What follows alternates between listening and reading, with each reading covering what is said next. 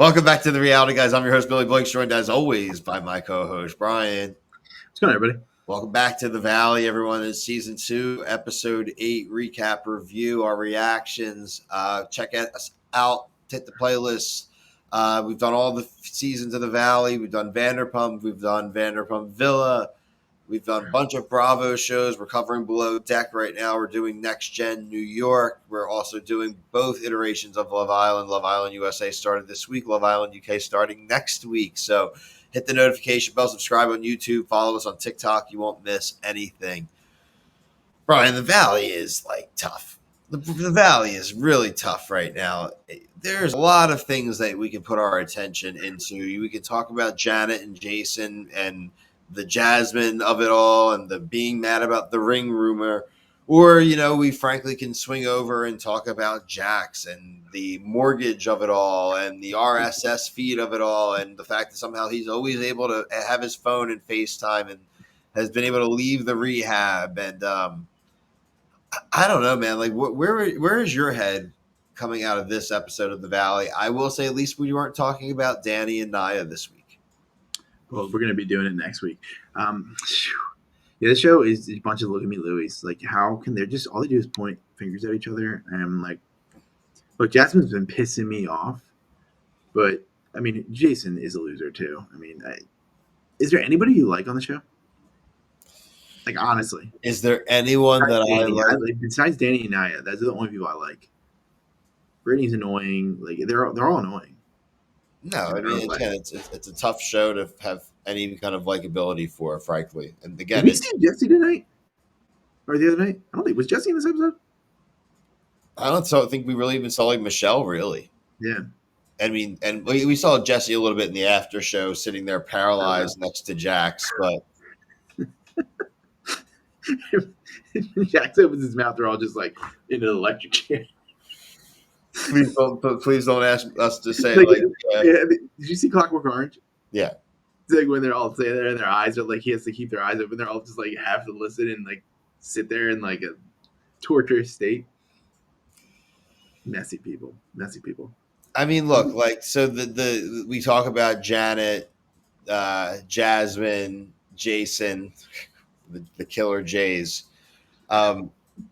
One, they are Jasmine and Jasmine is being a little extra in this, right? The screaming at them, the cutting them off, jumping down Janet's throat. Now, is Janet being annoying and being a Karen and giving mom energy? Yeah, because she is a Karen and she is a mom. So that's pretty fair.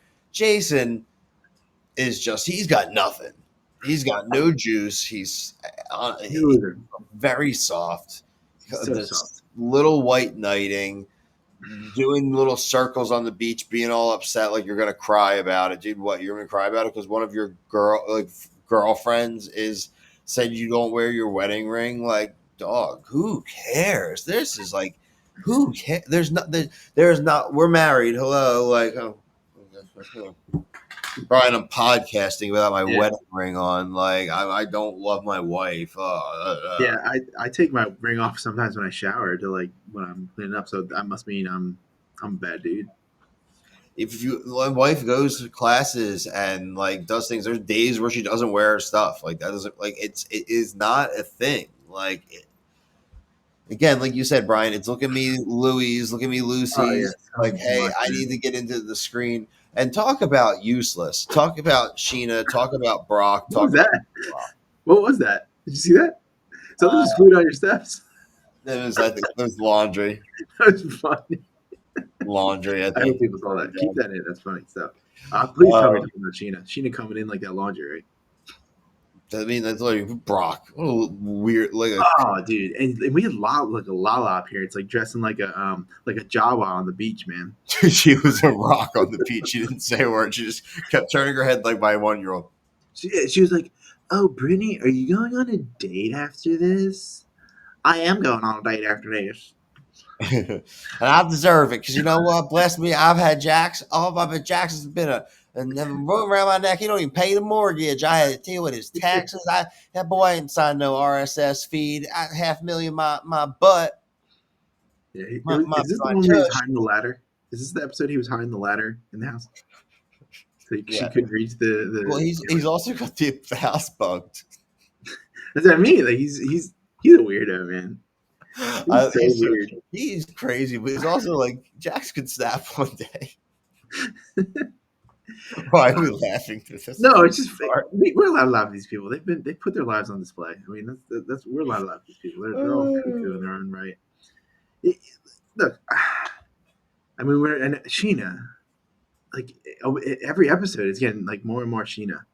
If you're new to like, I do not like Sheena at all. If anybody's watching this that hasn't seen us talk, Sheena annoys the ever living shit out of me. She's just like a producer, like mouthpiece, like moving plot lines at this point. I do want to say one thing that I did enjoy Zach this episode where he's talking about like Brittany, like saying that everyone's her best friend. Like that's such a weak ass shit. And obviously he probably said something to the effect that guy should go like off themselves or I hope they're unalived or something like that, right? And he had the line, I want to make I'd make a shirt out of this. He said, is hyperbole dead?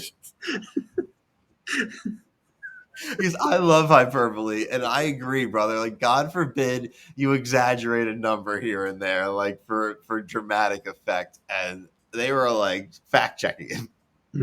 Yeah, oh, man. Just such fake dramatics and theatrics, and just. Can we just talk about the after show, Brian? Can we talk about how the after show is way better than the actual show? Can we talk about the fact that one, Jax is not signed over the RSS feed. Brittany's mortgage is $10,000 more a month because of his unpaid taxes, and also That's crazy. That's crazy. And also the fact that he has admitted to stealing the engagement and wedding ring, and he claims to have it in his safe, and he won't give it back. And he says that Kyle Chan said to keep it right now because the diamond market's down. Brittany thinks it's sold. Kyle Chan is like the what's like the famous jeweler that in like Hollywood. I can't remember. Oh, are you talking about like you talking about like Jacob the jeweler, like New Yeah, York? is that though? Yeah, like he's That's like the Jacob the jeweler of the area, where it's like we're getting diamond advice from Kyle Chan, and it's like we got Uncut Gems, Adam Sandler, flea and Betty market Sassy diamond. movie, freaking giving us some the Yeah, God. see, that's the kind of stuff I'd like to see in the show, where like they just pan to him. He's like, "Keep your diamonds." Kyle Chan selling diamonds to eccentric people in West Hollywood right now would be better than the Valley. The rumors are that we're going to get a pretty major cast shakeup. I think that doesn't mean, unfortunately, we're not going to lose. We're going to get Vlala and Sheena and Brock for sure. I think there's a chance Kristen Doty dips out eventually, but I don't think she'd be gone right away. But I think Janet, Jason, Danny, Naya, maybe Zach. You didn't get rid of Zach? I don't think Zach, but he would be like the kind of like top fringe. But I think Zach I would put Jasmine as the top. That might be why she's acting out. Jasmine for sure too. I'm I trying mean, to, again, like, I don't know how you get rid of Janet and Jason now when they're in a lot of the drama here, but I think you can just add them. I think you can cut Jasmine. frankly, you can cut Danny. Michelle and Jesse too. See ya. Yeah, honestly, like they suck. I'd rather keep Jasmine and Janet than Jesse and Michelle. Jesse and Michelle, I think, frankly, I know it's like this word's used a lot, but I think it's really toxic, and this show is like not good for them and their child. Yeah, seriously, it's brutal. They're out making these podcast tours on Vile Files. They're all like all sharing their stories, and then to me that reeks of we know how bad we're going to come off in this season, and we're trying to like bury the other to stay on for the other to stay on the show, maybe. But what these idiots don't realize, or maybe they do, is that one can't exist without the other. Like they're Horcruxes for each other here, like, and so because they made each other so toxic, the choice is probably better to have neither than both. Well, Danny and Naya are having another kid. They could be like prime candidate to get leave. Yeah, I mean, especially if they don't live in the Valley anymore. Yeah, they could be like, screw this, man. I mean, frankly, they do have other work, right? So I could see Danny, Naya, maybe Kristen if she moves, Jasmine for sure, and I think, like I said, Jesse and Michelle, we don't need. I think you keep Janet and Jason, you keep Jackson, Brittany, you bring Tom Schwartz in, You have Sheena, you have Brock, you have Lala, and then maybe you get like you keep Zach and you bring like 1 or 2, 3 other people in that are interesting, and we go from there. Peter Mangrum. Peter is going to be on Vanderpump, so I'm just joking. I'm just joking. Maybe Kyle Chan Kyle Chen. or Sandoval. Not going to be that's what I got. That's all I got for Valley this week, Brian. Like I mentioned, everyone, Love Island, check it out. We just finished Summer House. We have a bunch of other shows going on. Check our playlist. But until next time, for myself and Brian, thank you so much for watching. Peace.